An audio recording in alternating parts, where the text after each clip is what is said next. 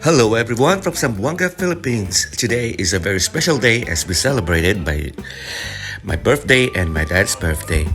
Although my birthday has passed for already 4 days, so it is a belated celebration.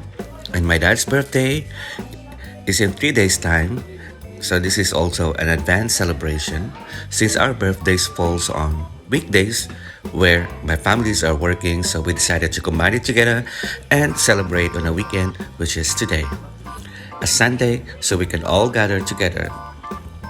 So we're here at the house, and our celebration is at lunchtime.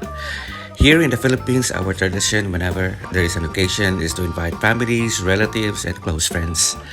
My two brothers are here with their family, and also my one and only sister is also here with her own family. My aunt from the other city is also here. She's my dad's sister, and my other aunt, who's my dad's youngest sister.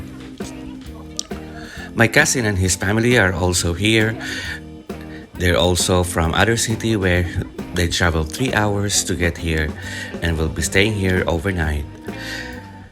And some other relatives and friends are here too. After lunch, we will be moving to Garbemco Resort, which is 3 minutes drive from here. It is a hot spring resort, so we can continue the celebration and fun. So here in the Philippines, typically we serve the lechon. This is a roasted whole pig. Of course, rice will always be present. Chinese noodles or pancit, as it symbolizes long life, therefore it is always present on birthday celebrations.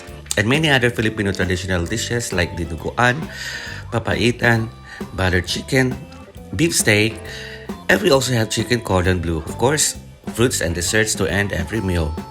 This is very simple celebration at home, but what is important is we have spent time together with family, laughing with each other, storytelling, reminiscing the past, and talking about plans in the future. So this is how we celebrate birthdays in the Philippines, particularly at the province. Very simple, yet very memorable.